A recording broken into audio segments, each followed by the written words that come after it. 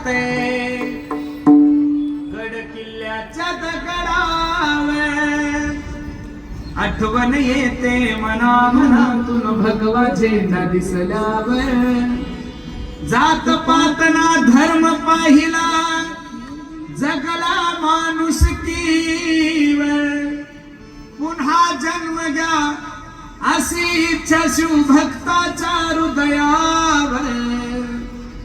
माझ्या राजाचं नाव